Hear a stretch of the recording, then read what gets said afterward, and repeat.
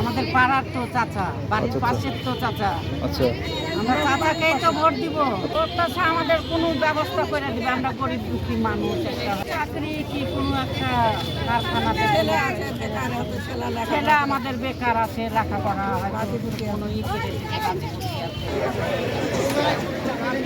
রাজশাহী দুয়ের ধানের শীষের কান্ডারি জনাব মিজানুর মিনুর প্রচার মিছিল আমরা নেমেছি। ব্যাপক উৎসাহ উদ্দীপনা। দীর্ঘ আপনারা জানেন 16-17 বছর ধরে কোনো নির্বাচন হয়নি। রাতের ভোট দিনের ভোট রাতে হয়েছে।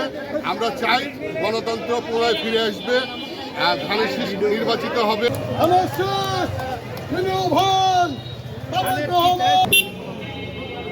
ইনশাল্লাহ আল্লাহ আমাদের সহায় হবে।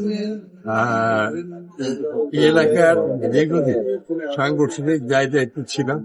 দেশনেত্রী বেগম খালেদা জিয়ার অত্যন্ত ইস্তফাতে রাজশাহী বিভাগে 39টি আসনের মধ্যে আমরা 1991 সালে অন্ত ভাই মাথা আমরা বোমগুলো নিয়ে নেন, তাহলে ফাইসাল ভাই ফ্রি হয়ে যাবে।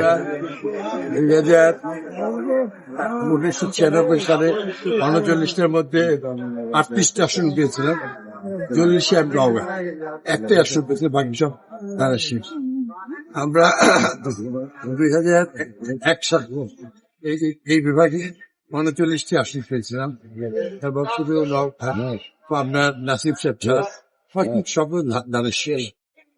আমি সেই ধারাবাহিকতায় প্রত্যাশা করছি, আশা করছি আমাদের প্রান্তীয় নেতা, আমাদের দলের চেয়ারম্যান যে রাজনৈতিক যে আগামী দিনে জনগণের কাছে যে হচ্ছে নির্বাচিত হলে বিশ্বভাবে আমরা কি প্রজ্ঞা রাখবো। আমরা আমরা হেলথ কার্ড, কৃষি কার্ড, সর্বোপরি আমরা আমি আপনাদের সন্তান হিসেবে নিশ্চিত করতে চাই আগামী